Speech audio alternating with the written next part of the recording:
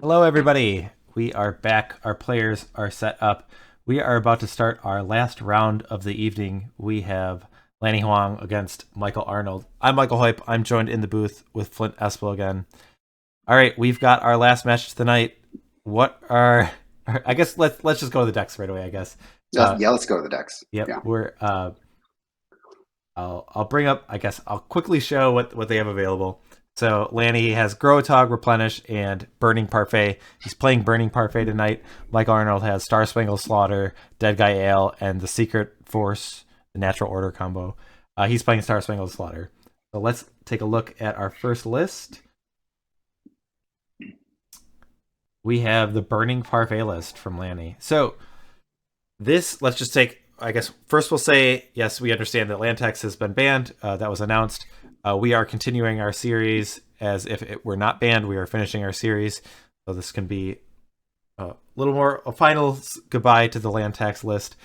And we have a little bit of flavor in this traditional parfait list we see. So Burning Wish is the inclusion, which gives the access to sideboard cards for game one.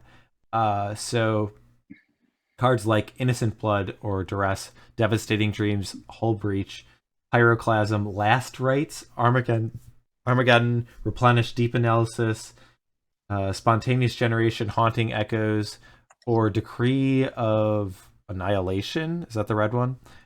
Those are hmm all sorceries that are in the sideboard that Lanny can get. Um, I've never seen this list in action.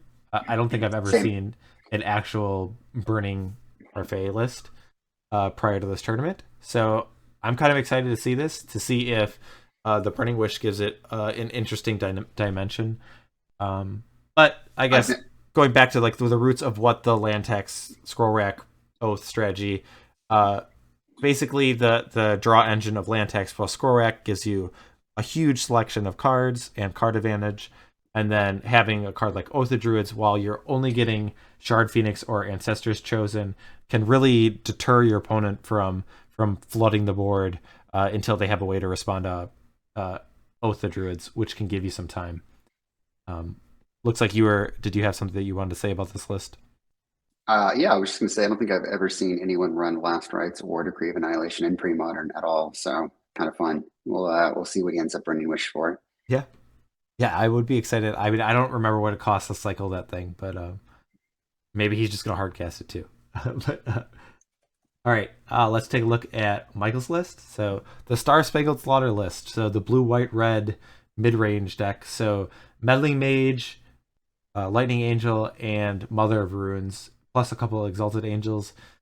It is complemented with Lightning Bolt, some counter spells, some card draw with Portent and Impulse, some removal of Swords to Plowshares, and fire, and then Fire Ice. And then a shaky mana base. I guess a lot of people, that's one of the criticisms of this three color deck, is that the mana doesn't always come together.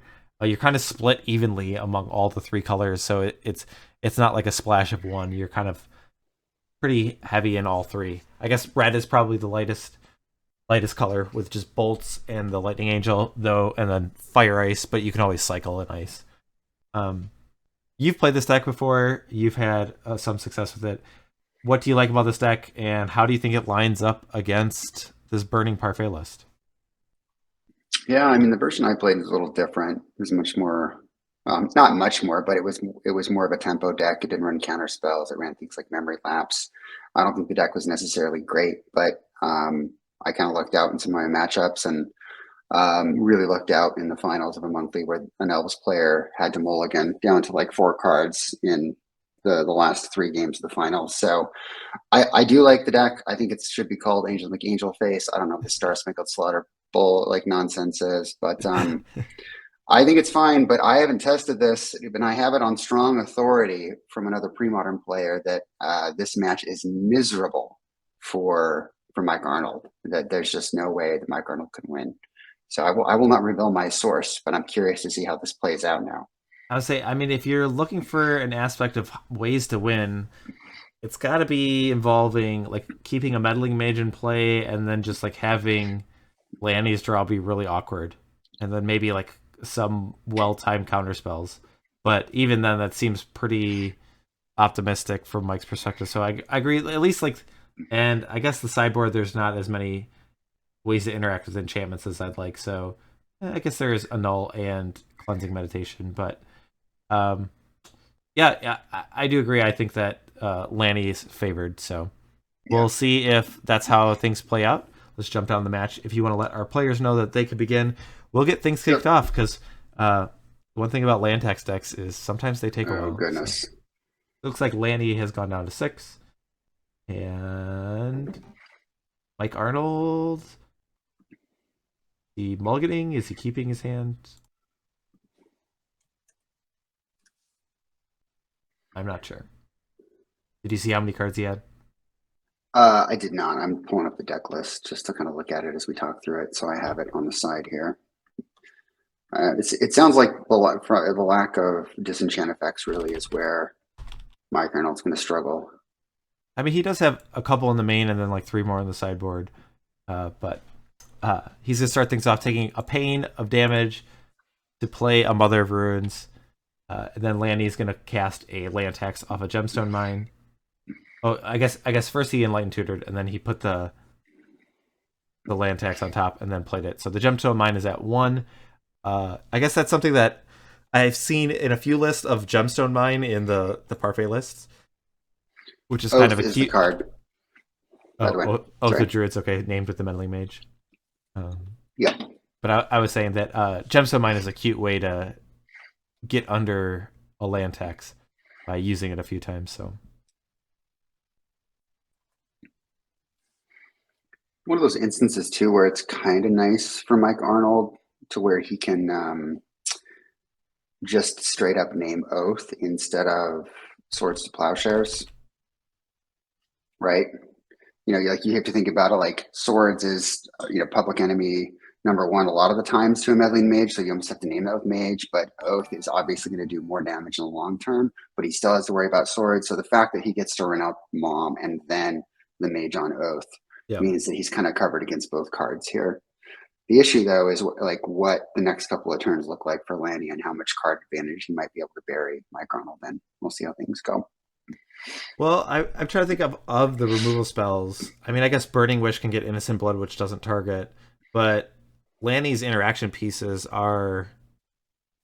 It's really just Swords to Plowshares, right? And that, like, I guess you I mean, can. he could get Pyroclasm. He could Okay. get Devastating Dreams. I mean, Devastating Dreams would just be brutal here, right? Like against a deck that struggles with mana issues to begin with, he just Devastating Dreams here and takes out all 3 colors of Mike Arnold and kills both of his creatures. I mean, certainly Mom can give, one of the creatures protection, but still, it's rough.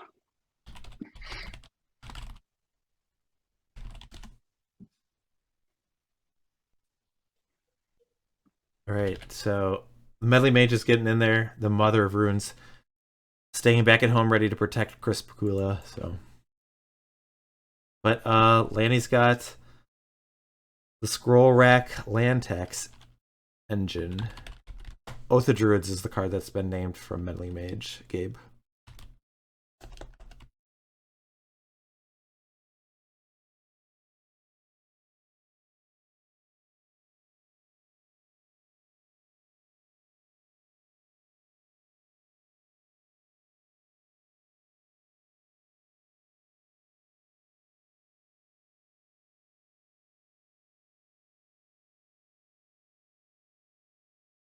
All right, so Lanny's gonna put cards back. I think this is before a land tax trigger. I think that's where we're at.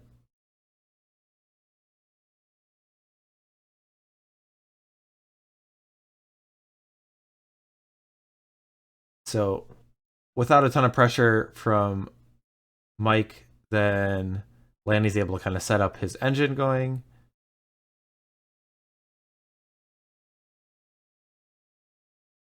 We do see an Undiscovered Paradise and then a Mox Diamond. So Lanny still has the option. Ooh, a second Mox Diamond. Okay, still has the option if he wants to trigger the land tax that he's able to use Undiscovered Paradise.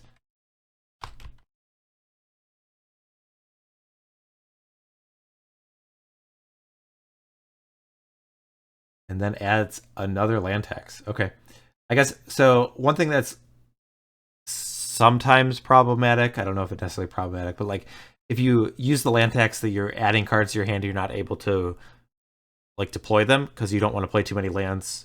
So your future land tax don't, so that your future land tax still trigger. Here with the Mox Diamonds and the Undiscovered Paradise, he's able to get cards out of his hand and still stay under a land tax.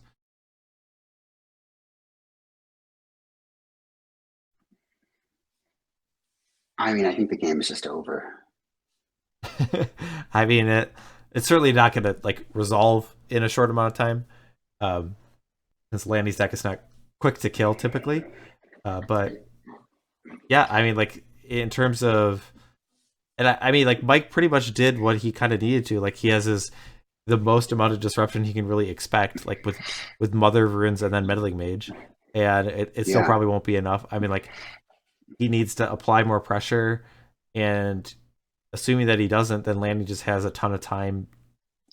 He can do a ton of things. Whether he just like you might just have two sorts of plowshares and then just like point one, end a turn, and then untap and then kill the Meddling Mage.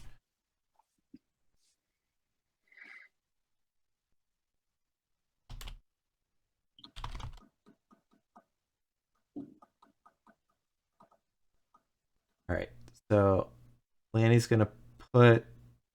He's gonna untap. Okay, so I guess he's going to trigger one land tax. I mean, he could do it in different ways. Okay, he's resolving both of them at once, and then he's gonna go maybe scroll rack later. He's going to draw 7 cards this turn. Yeah. And he drew what, 5 last turn? 6.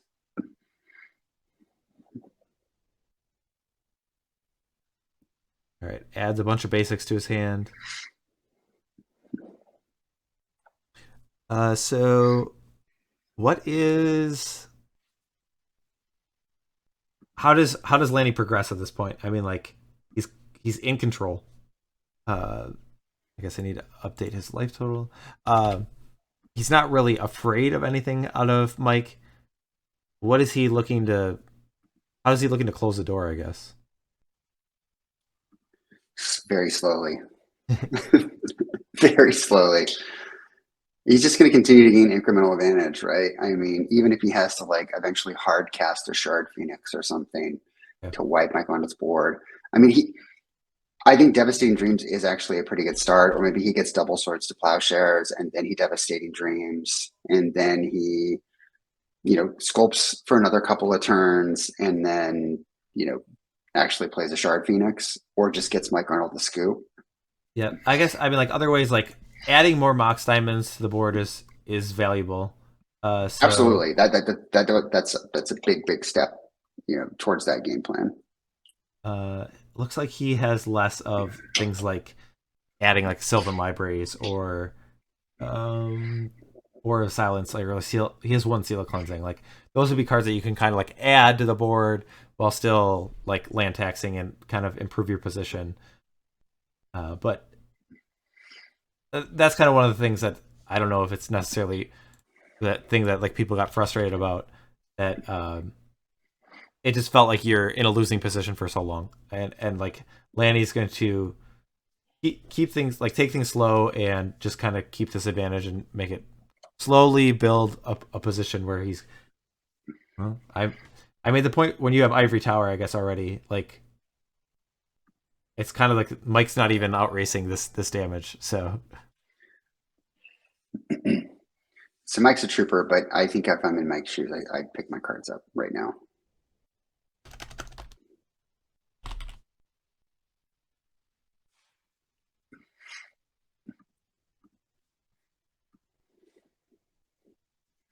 If this were an actual like in-person event and I was feeling particularly bitter about land tax players, I'd probably just make them play it out and hope that it goes to time. I know Lanny wouldn't go to time probably in a regular round, but here in the PSS, we'll see what Mike decides to do. yeah, I'm trying to think from Mike's perspective. I mean, like if you're not even out racing this Ivory Tower, what are you kind of hoping to do? Um, I don't even know. what he's going to want to do from this position.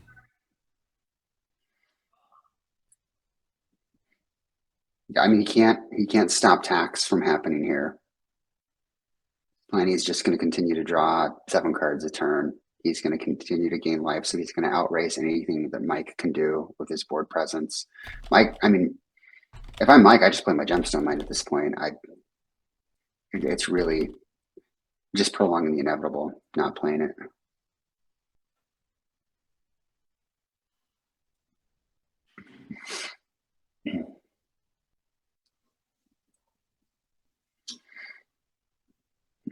Yeah, I guess he Yeah, does have a Mother of Runes in his hand that he is able to yeah, cast. I don't. yeah. I agree, BK and Mike. I think he should play. Uh, should play Mom. So how many life is Lanny going to gain on this? Okay, so we're going to stack our triggers so that the Ivory Tower is going to resolve last. So we're going to put 6 basic lands into our hand, and then gain. Is it a full 13?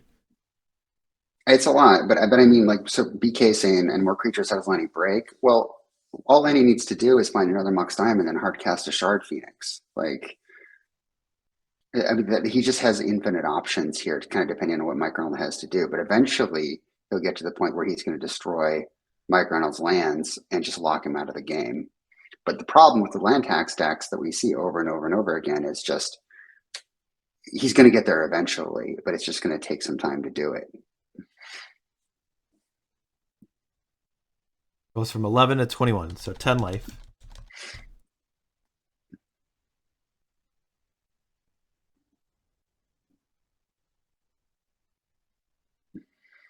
Have you had any games tonight that have felt this lopsided so quickly?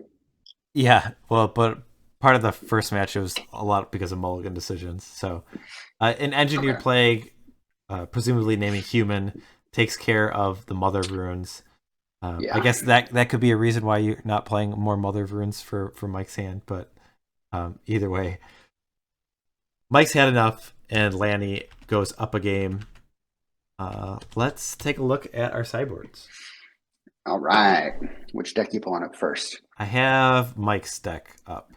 So I would anticipate 2 Annuls, 2 Meltdowns, 2 Phyrexian Furnace, a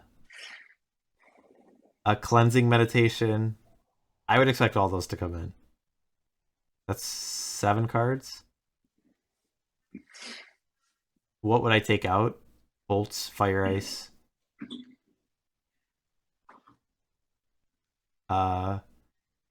Maybe Exalted Angel. I don't, or I guess Swords. I guess Swords is pretty bad too. Swords and Bolt. Maybe you bring in a Future Sight. I don't know. I don't know if you're ever gonna get the 5 mana, but My super secret source is saying that Future Sight should come out. should come out or come in. Yes. There's not one in his main, but Or should come in. come in. Oh, gotta try something, I guess. So yeah, I mean, Mike gets better. I'll say that much.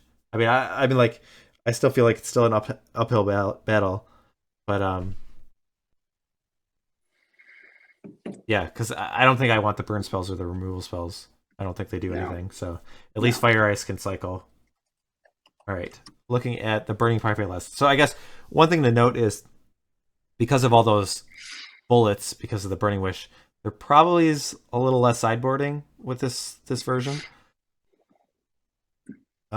I would probably bring in Iridescent Angel. Like if you're gonna trigger Oath, a 4/4 with protection from colors seems pretty good. Yeah. Acroma. Yeah, you could bring in a Chroma. Are you taking out Shard Phoenix or Ancestress Chosen? I don't even know if you need it. I don't think But you really need them. what cards are the lowest performers? Are you leaving in your Ray of Revelation? Are you anticipating the Future Sight? I think I'd probably take out the Ray. Um, And I guess the seal cleansing, you don't necessarily need that. Yep. So some slight improvements for Lanny. Some decent improvements for Mike, but I still like Lanny's position in this matchup. I just don't think Mike is disrupted enough nor fast enough. He's kind of in bad spots of both of those. So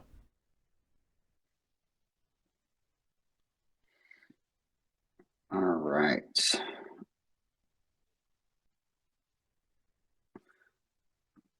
Looks like they're shuffling up. I'll let them know to start when ready.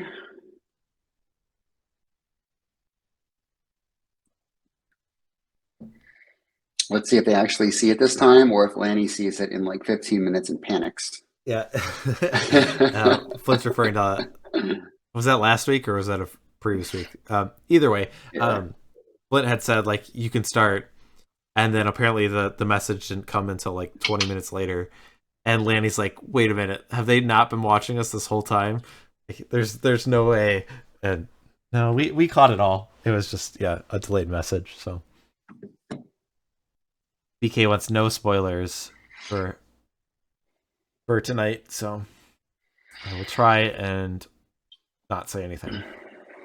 That's right why now, I asked you about the previous match when like we were in between, because I didn't okay. want to spoil it for viewers.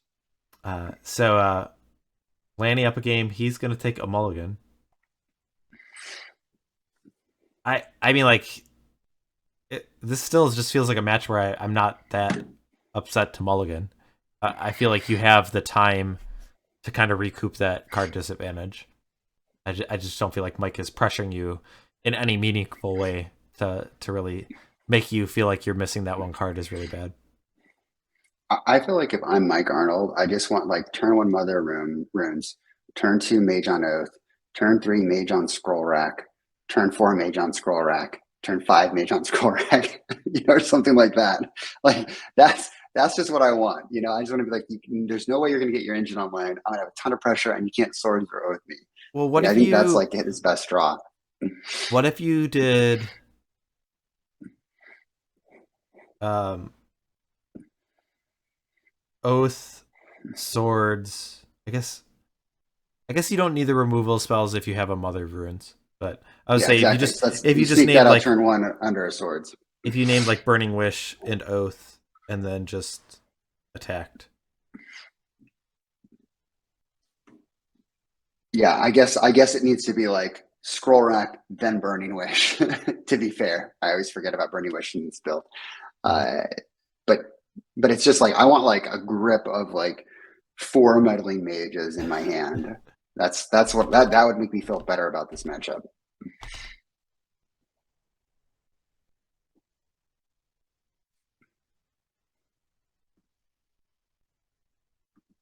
All right, Lanny puts a card in the bottom. Mike's gonna start with a portent. He should just portent Lanny just for fun. It doesn't have those sweet predicts. It's not as good. It's true.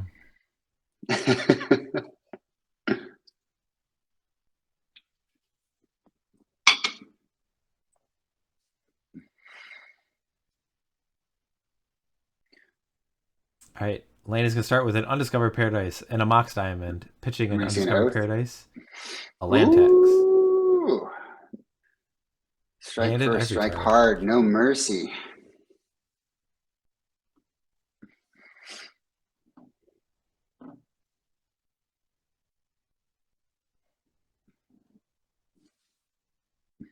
All right, so Lanny doesn't even need to tap his undiscovered paradise since Mike has committed a second land. Lanny will gain one life after he land taxes, thanks to the ivory tower.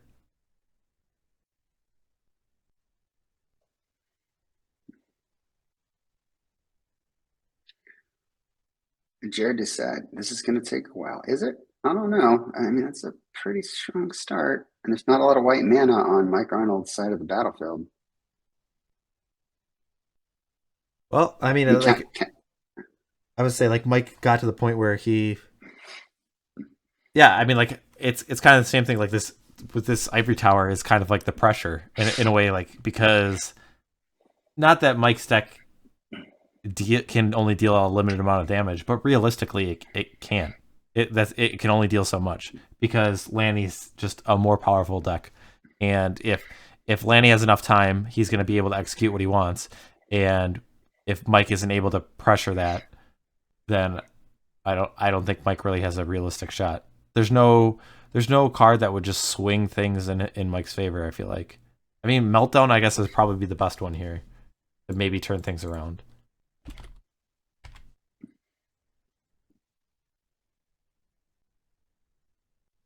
Uh-oh. What's going on here? I'm not sure, but Oh, they figured it out. All right.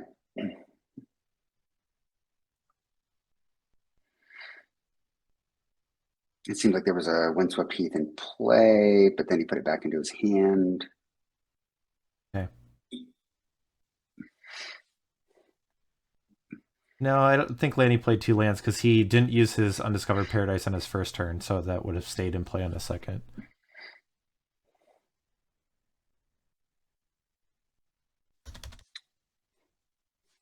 Or maybe he did. Maybe because did he play the land tax and the Ivory Tower?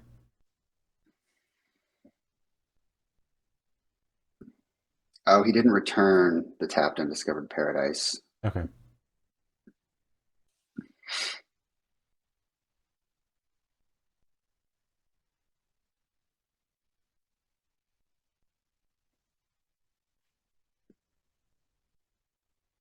All right, so Mike's gonna impulse.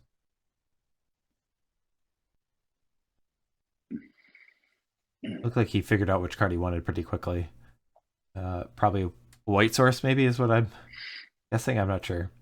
All right, City Brass in play. We have a Lightning Angel. No, we're just passing the turn. So for the viewers out there who were not privy to our discussion prior to this match starting, Hoyt, you brought up the good point that one of the reasons that land tax was also problematic that wasn't necessarily covered as much in Martin Berlin's article is just this idea that it really does let you play like a 5-color control deck in the format, in a format where, the colors really do matter and the lands really do matter, but you can basically just kind of put in whatever you want from whichever color. Is that something that you had thought about for a while, or So is that? that was not my input. That was Mike Arnold. Oh, my, yeah, so right, Yeah. right. So, which was something that I had not heard, and I think is a valid point. But yeah, I mean, I don't know if we. I don't feel like we got to the point where it was like it just felt like Lantex was just playing every card that it wanted, but that it is something like it didn't feel like it had as much of a drawback as other decks do because it could just play the Duresses or the Gaia's Blessing and or I mean the Red Elemental Blast that in the sideboard and it with really no real cost kind of thing. Right, right, right, right. All right, we got a It's Lightning Angel. ooh, okay. This reminds me of there was a Worlds where who was the player? Tiago Chan was playing a similar deck, very similar to what Mike Arnold's playing in the standard equivalent, and he's playing against Gabe Nassif, who's playing. It had Proclamation of Rebirth and Martyr of Sands, and Oh, it would just nice. like it was like turn 17 and like Tiago just had like a bunch of creatures into play, was like attacking for like 12 damage or something, but Gabe was just gaining more than that each turn, and he had like a Wrath of God that like was in his hand from like the opening game and like or opening so the start of the game, and he had like never cast it until like turn like 22 because he just never got to the point where he was like losing life. I feel like the Ivory Towers here is like, yeah, you got a Lightning Angel to play, but it's just it's not doing enough because I'm just gaining more life because of the Ivory Tower and land tax.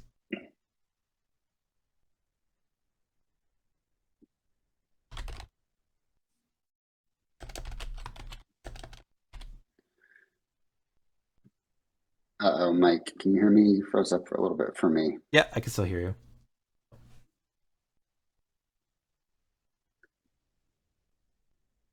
Okay. It was a little choppy there for a little bit. The stream's kind of choppy for me too. All right, I got a notification that it disconnected, but it says attempting to reconnect.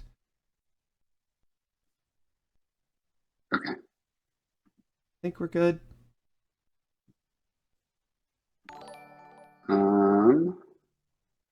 Let me look here.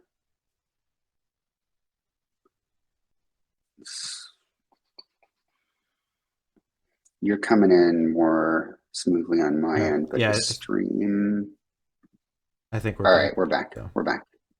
Yeah, yeah. Sorry, everybody. All right. So just as a quick game summary here, we obviously see the combo assembled or the engine assembled, and Lanny's drawing 7 cards a turn. Well, 4 to 7. I think he drew 7 earlier, but now it's only 4 a turn. Only 4 a turn.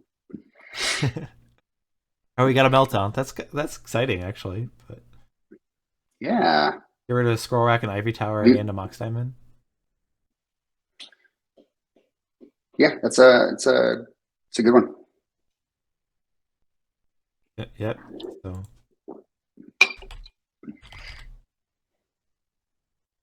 the question is will it be enough? I mean, like it removed kind of like, I'll say, like the clock. Like, so Lanny gaining life, I think, is kind of like the pressure that he needs, because the longer that stays in play, the more out of reach the game gets out of hand for Mike's perspective. So now we can at least, like, every turn that goes by, Mike doesn't fall further and further behind, I guess.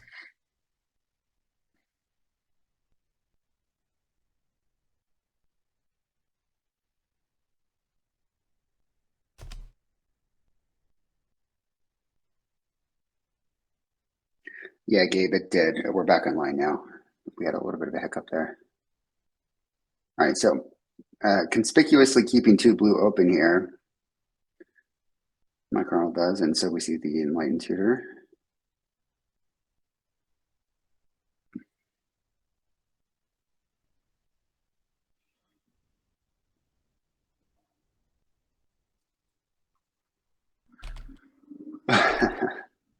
No predicts, BK.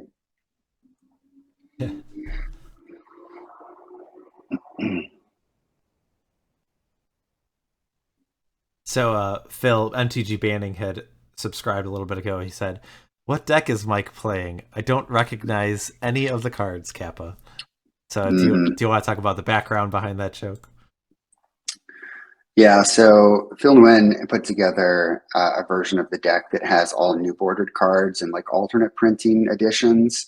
So it's kind of like it's the idea that Mike Arnold borrowed for his Dead Guy deck, where you try to put the pre-modern player on tilt because it's like, oh no, what are all these new cards and full board, printings and full art or whatever. Like, whatever will I do? We as pre-modern players definitely appreciate the old borders and the old cards, and it's part of the nostalgia. And I think it's all in good fun. There are some people, I think, who are legitimately bothered by it, but it's okay to have an opinion about things as long as you're not a jerk about it, I would say. I'll say the only But thing is it's a little harder when I'm doing coverage and I don't recognize some of the card arts because I don't know all the new ones. But I most of the time I know what they do, and so it's like, it doesn't bother me. So we're just always so on point with our commentary and our yeah, coverage, despite what Mike Flores has to say in a podcast. That we need some curveballs thrown at us. I don't even know if I've gotten to that. Did he diss Oh, us? you'll hear about it. All You'll right. hear about it. I think I I think think I started it today and I haven't finished it. So I think he's a little perturbed that we weren't talking about every play-by-play that he was making in the his red-white matchup from the previous PSS. the match that was like But 2 hours long. yeah, that's the one. Yeah. And then I was having like connection issues that I had to refresh like every 30 seconds. Oh, okay. To be fair, maybe we were talking about push-up lizards in that moment or something. But regardless, Phil Nguyen's red-white-blue deck, Angel McAngel Face, is a work of art in terms of alternative printings. A riveting 3-hour match. Yes, BK. All right.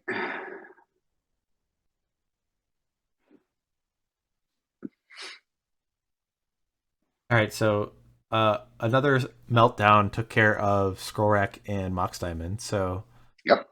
the two meltdowns that Mike's sideboarded in have definitely been valuable tools. I mean, is this? Are you able to translate this and say like, okay, I'm going to start playing Lightning Angels and start attacking?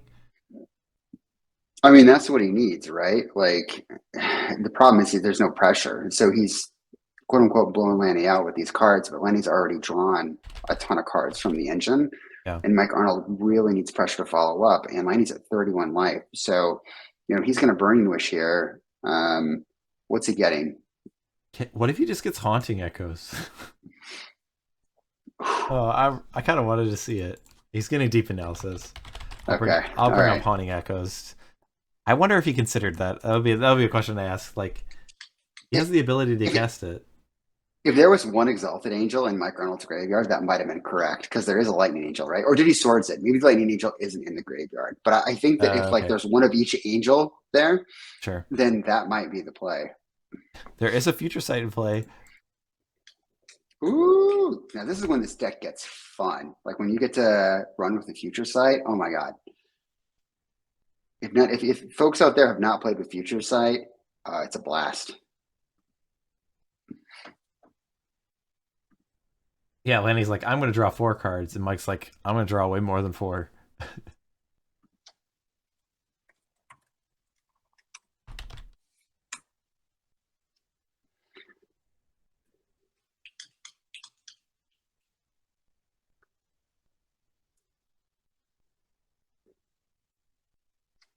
All right, land tax triggers.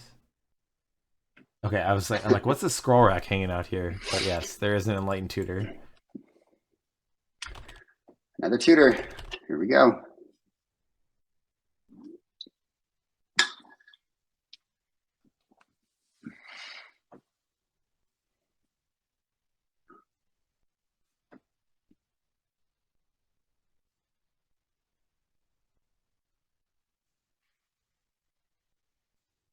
Future Sight is a sweet card. I will agree that. I'm. I was recently thinking about playing that in some decks, um, and I might try it out. I mean, 5 mana is a big investment, especially when people have some like 2 mana cards that answer it. But if Oh, it it's so if fun. it stays unchecked, like I mean, I don't know if I would say it's more powerful than Scroll Rack and Land Tax, but it can do a lot of work. But Seal of Cleansing is there. Unfortunate for Mike. The Battlefield Forge flips back over.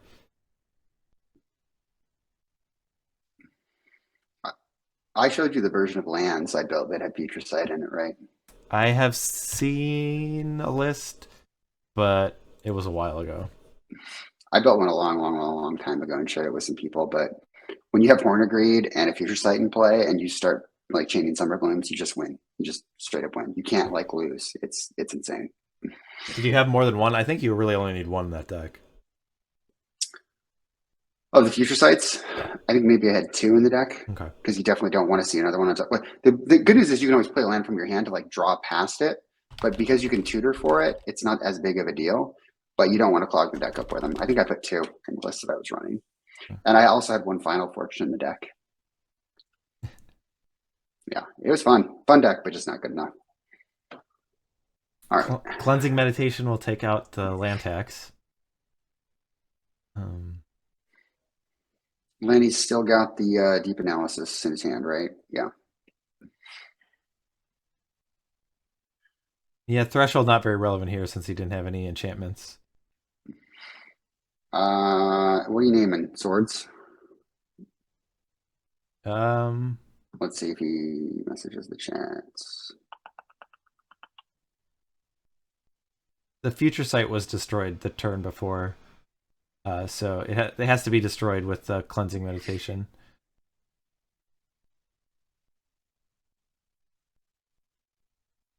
You named Deep Analysis? I don't know. He's at 31 life. I mean,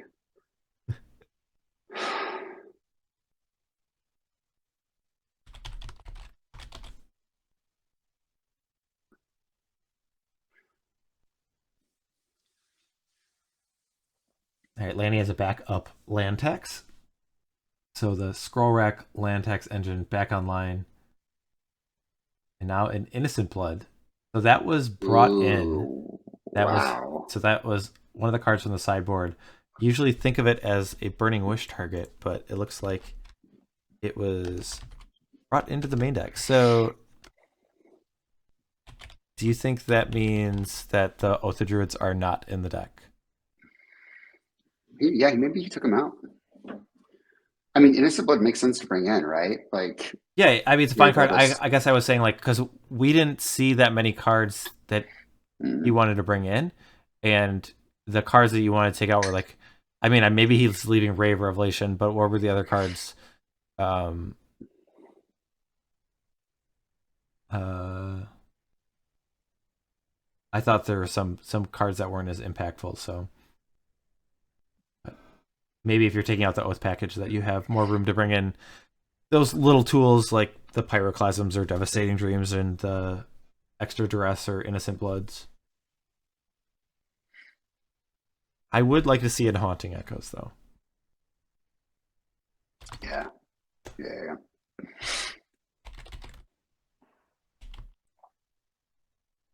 Does Haunting Echoes okay? Other than basic lands,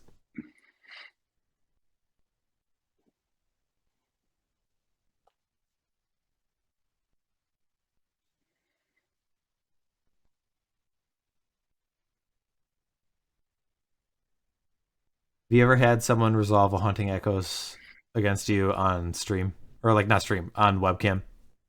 Mm. Okay. That just seems like a very cumbersome card to deal with.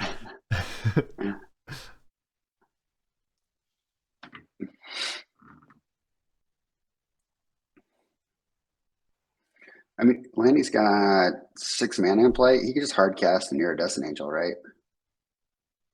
Yeah. You know,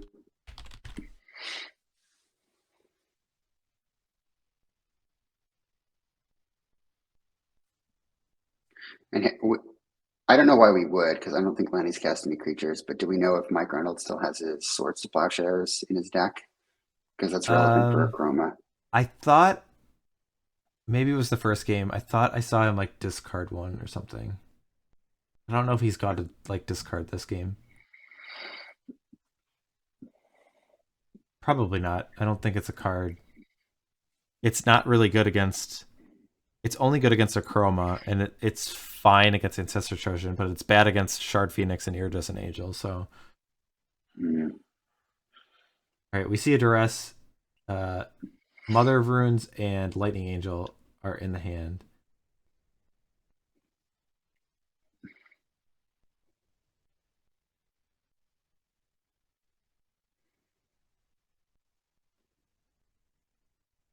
So does Mike just deploy these?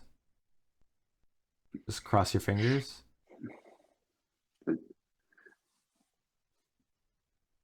I guess I'm I trying to don't think think. what is he waiting for? I think he's worried about Oath. No. But like, does your situation get any better? No. The 2 land taxes and the scroll I can play. Like, are you just going to resign those to being dead cards in your hand for the rest of the match?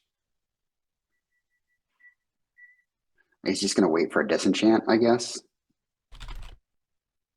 I mean at that point Just it just feels so bad. I think at that point like Lanny has enough time just to like find a guy's blessing and just get another one kind of thing. Exactly, exactly. Yeah, Gabe, I think you're right. I think that Mike Arnold can't win here and Lanny can't lose. Like, we got oh, look who it is. I'm the angel deck now. Akroma, Angel of Wrath. Come down.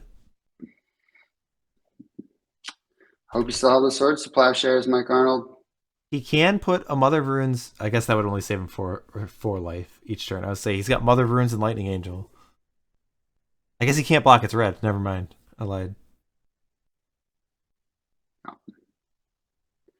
Mike, you're such a liar. Mm-hmm. All right, Lightning Angel in play. Here we go. Lead the charge. But a Chroma can block a Lightning Angel. Yep.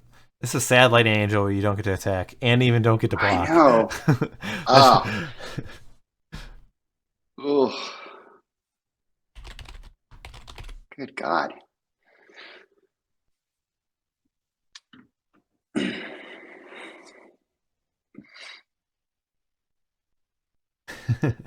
There's angels on there's angels on both sides, to be fair, Francisco.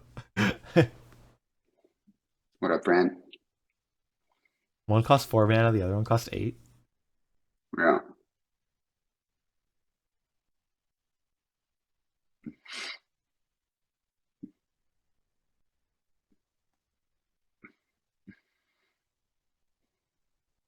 All right. I think it'll be a few more turns, and then I think we'll see Mike falling to Lanny. Down to 3.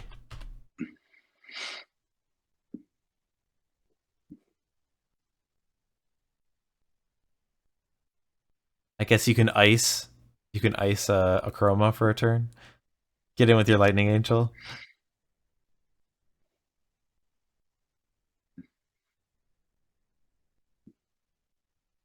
Gaia's Blessing is going to target a Plains, an Ivory Tower, and what'll be the last one? A Scroll Rack. So juice up the deck a little. Not really necessary, but a precautionary measure, I think. Yeah. Yeah. He just, I mean, it's academic, but Yeah. It's fine. Just do what's optimal in case something does go really weirdly wrong. But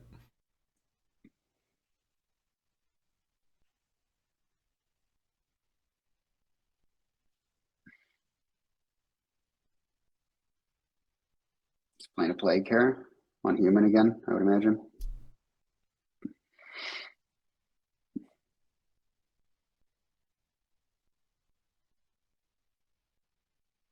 you name Angel.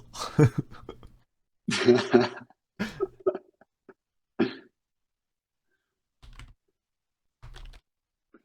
think we're going to see Mike Arnold's hand here. No. Oh, is he going to go out on his own terms? Yes. Yep. Take that, All right. Parfait. Yeah, All right. I know that old kitchen table maneuver. All right, so Mike Arnold in the Star Spangled Slaughter falls to Lanny Huang and his Burning Parfait list. Let's jump down to the players and see what they have to say about the match. 30 life to 0 life. That land tax, it's a pretty good card.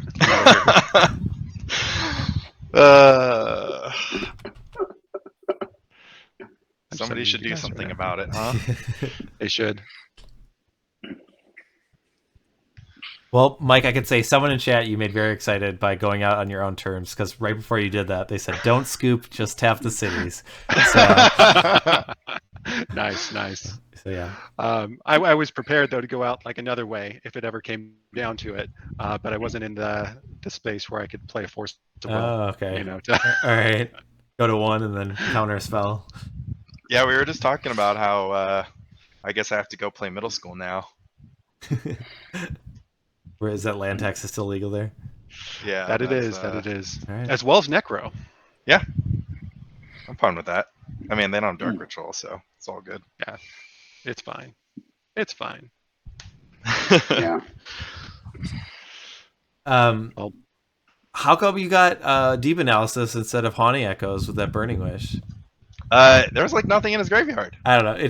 I just got excited about someone casting Haunting Echoes. Yeah. So Wife got really excited.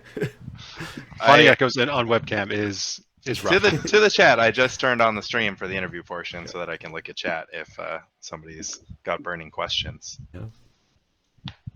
But yeah, I guess this matchup just seems like a nightmare for you, Michael.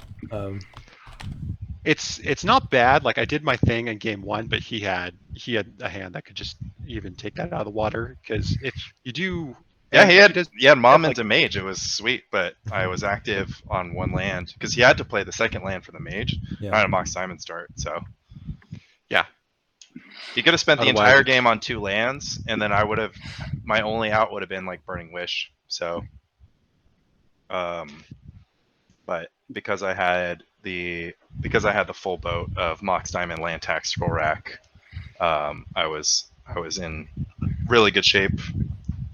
Yeah, if Parfait stumbles, you can really punish, their, just awkwardness that they have sometimes, with the timely counterspell or the mage kind of shutting it down. Granted, like I said, I always had to be careful of that he had the out of burning wish, which most Parfait decks do not. You could usually just cut him off with the couple by maging the couple cards that matter. And of course, Mom just holding off the Swords to Plowshares and just hold up counterspell for the rest of the game, but it just didn't work out like that.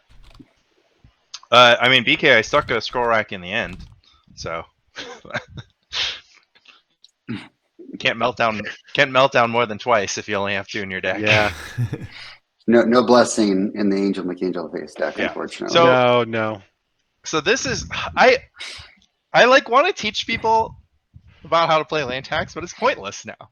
I'm just like, you guys know that a very good, like, a lot of people are like, oh, you're going to heavy removal matchup, you should board out in your Enlightened Tutors.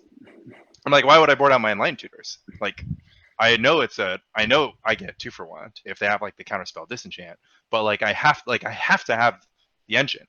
So if I draw a card that's not the engine, then like I might as well have just discarded it anyways. And like I very rarely board out any more than 1 tutor in the face of removal. And in the case of Mike Arnold's list, like I especially need to sandbag extra tutors and racks and stuff because his interaction is meltdown, cleansing, meditation. So I can't ever commit three things to the table. Like that first meltdown was still brutal, but I sandbagged 2 enlightened tutors, for the express purpose. And the best thing about scroll rack is it comes down and draws you the cards immediately. So if he has meltdown, I still cashed in because I had plenty of shuffle effects, and the land tax is still on the table actually. And then really, Mike just didn't have the annuls that he needed. Yep, did see a single null that game. So yeah, the 2 annuls came in, 2 meltdowns, cleansing meditation, future sight, 2 Phyrexian furnace, and then I took out 2 plows. I took out all the fire ice, all 4 of those, and then I took out the exalted angels. Really just being a kind of not a bad control deck, but that's the whole kind of point. Oh yeah, totally going control. And actually, the future sight is basically kind of the scariest card. So I have to keep a seal in. I boarded out everything else Rare Revelation and all whatever, but I have to keep a seal somewhere in my deck so that I can tutor for it in case it comes down. But I naturally drew it because I was active. I mean, both games were over because I comboed I had undisrupted tax rack for greater than 3 turns, and from there, Mike couldn't commit any creatures to the board because he had to be he had to first be able to stop Oath of Druids, and so it's just really hard to get out from there. Yeah, I wasn't able to kind of turn the corner. I think if I would have been able to have future sight on the board for 3 turns or something, I would have been able to catch up, from that point. But he just had it right away, and that's the way it goes. But I actually think this is a very good deck against Parfait. If in the old meta, if you would back in the day, because, my Angels deck really give Parfait a beating, but you guys will never know the joy. Still fine. But I feel the same way. You'll always take Parfait at a time with this. So if you can sneak in game 1, you can win the 1-0, or it can happen the other way. Maybe you squeak out the 1-1, and just go to time. So turn the clock game on its head for the Parfait player. I think. I mean, I felt the same way about my decks too. I mean, you get beat by Parfait. I think basically Landstill is probably the only deck that gets 70% against Parfait, or maybe over 60. And then I feel pretty strongly that Replenish is favored. But I also feel strongly that Mox Diamond belongs in Replenish, and that the fact that I have all my decks into I'm oh, what decks are really good against Parfait or decent against Parfait? And Grotog, Replenish, and Parfait with Burning Wish. So I'm Burning Wish for Hull Breach. But I mean, it was my plan entire it's actually interesting because I talked about a lot about how iterative Parfait is, but basically I my plan the entire time was win through Oath of Druids, and I don't think I had an Oath on the battlefield like either game. So Nope. Yeah, I wasn't sure if you took them out. yeah, I was actually thinking that. I was like, I wonder if Hoyp thinks. I wonder if like the people think that I don't have oaths at this point, because one, I just like didn't see it. Like game two, like game one, I had them of course, and they were just mage the entire game, and then like the engineered plague just kind of ended the game from there. Because I mean, after the engineered plague stuck, I would have just plowed the mage and then had oath on the table and then gone from there. But yeah, game two, like I never had an oath in hand. I never like wanted to tutor for oath because Mike was pretty aware that he couldn't commit a creature to the table that he couldn't, like, unless he had an answer for oath right away, because he knew that oath would, you know, poop out in a chroma or iridescent angel, and then like that would just end the game on the spot. So I also just like had no reason to put oath on play unless I knew that I would trigger it, because you know I can just like work towards like an Armageddon endgame or something like that.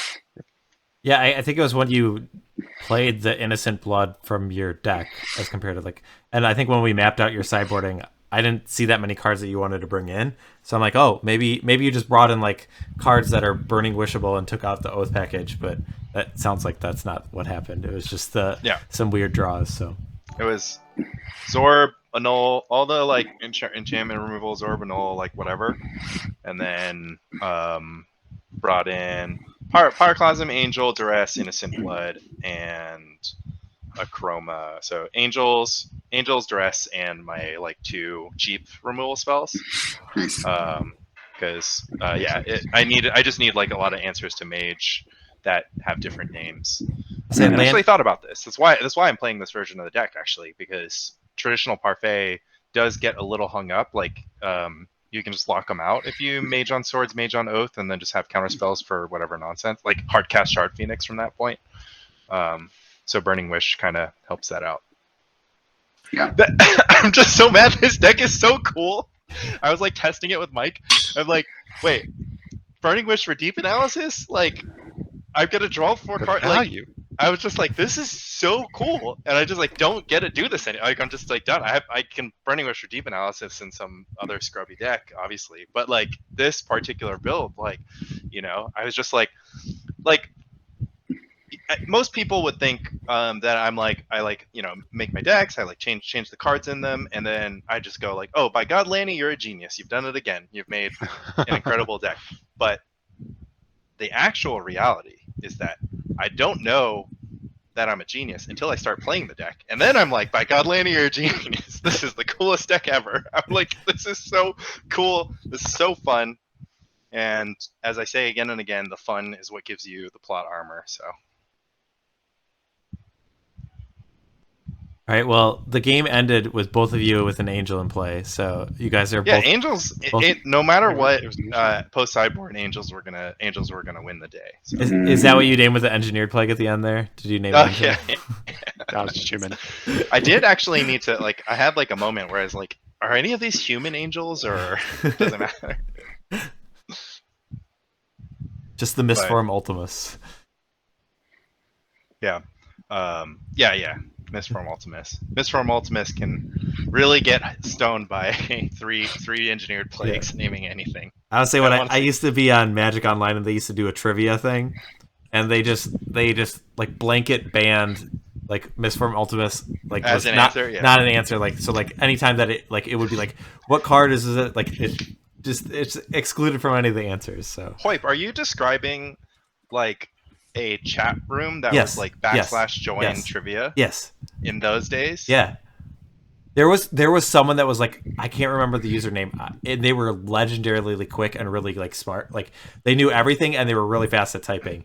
I don't know if someone remembers who that was. I remember anytime that I would like watch, and I was decent at it. I wasn't as involved. Like this person I'm talking was like always there on all the trivia because you would like accumulate points or something, and this person was always the leader, and they were so quick, and I was like a little bit slower than them, but yeah, I remember doing the trivia. And Oh man, do you remember their username? You don't remember the username? no, I can't remember what it was. There's just like somebody out there. Yep. Like he doesn't think about you, but you think about him all the time. Like you just can't sleep at night. You're just like, man, that one, Yeah. that one person they just knew all the trivia. Yeah. You never beat them. That's also sick. That like I loved those. I loved when you can just have a random chat where like that was just a supported feature. But yeah, Magic well, Online. and I mean like. I just remember like I remember the clans and like I remember talking to people on Magic Online and like that's not a thing anymore. That was my next question. I was yeah. just like, were you in a clan? Yeah, but it was mostly with my brother and we had a real small group. But Hoip clan, Hoip and friends. No, we were. I'm trying to think. It was the. I can't remember the name of it. I'll have to log on to my brother's account and figure out what it was. But I'll get back to you. I think it had noobs in the name. I don't know. But well, I'm glad we kept our match just under an hour. Yeah. But I guess that was gracious from Mike Arnold for scooping game one to the engineered plague. So Thanks, Mike. I do what I can. What can I say? Yeah, what a gentleman. all right, players, do you want to add anything before you guys go? Good games. Good luck. That was. It's that's one of 3 potential last dances with Lantax for me. So, it's I hope to give it a proper send off. I guess if Rich and I just like don't drop a single match with Parfait in this thing, that doesn't make a strong case for having it not on the ban list. It's still a pretty small sample size, so. Yeah. Thank you, Mike. Thank you. Teed that one up for you, and you just saved me right there. Appreciate it. I'll just say it: free mystical tutor. Oh, Agreed. I am so down. Like both Agreed. halves of the Devourer combo can be tutored with mystical tutor. I am just give it to me. Just give it to me. I'll show you. I'll put that shit back on the ban list so quick you wouldn't even knew it came off. Maybe people new to Premodern and they're just gonna be like, they won't even know. They won't even know. Show and tell. Null rod. That has happened. So my test games with Mark Voigt actually, that's how they went. Where I would cast Show and Tell post board with my deck, and he'd have to choose between his Engineered Plague or like Oath of Druids or something, because post board he knew that I had Multani. So we would just play chicken, where I'd like cast Show and Tell, I'd be like put Engineered Plague down, and I'd put Multani down, and he'd be like, oops. Nice. Well, all right, gentlemen. Good match. Agree. Lanny, congrats. Thank you. Right. You all have a good night. It's a tight one. Mike commented that nobody's undefeated, so it's shaping up to be quite an exciting PSS, huh? Yep. Oh yeah, it's gonna be good once we get to the final weeks. Oh yeah. Right. Take care, everyone. All right. Much love. All right. All right, Flint, let's wrap things up. So we are done with another week of the PSS. Yeah, and as Lanny kind of talked about, it's things are kind of consolidating. There's no one that's taking an early lead with everyone having a loss. So we'll see if that continues or if someone's able to pull ahead and get a comfortable spot for the playoffs. I'll probably get like standings for each of the weeks going forward. So if you're not here for all the matches, you kind of have an idea of where people are at. But yeah, just want to thank everyone for tuning in. Thanks, Flint, for jumping in the booth. Is there anything else you want to add before we say goodnight? I will be out next week, so everybody have fun. I'll catch the VOD later, but thanks for tuning in, and we'll see how the series shapes up. All right. So thanks everyone for watching, but until next time, take care. Night, everybody.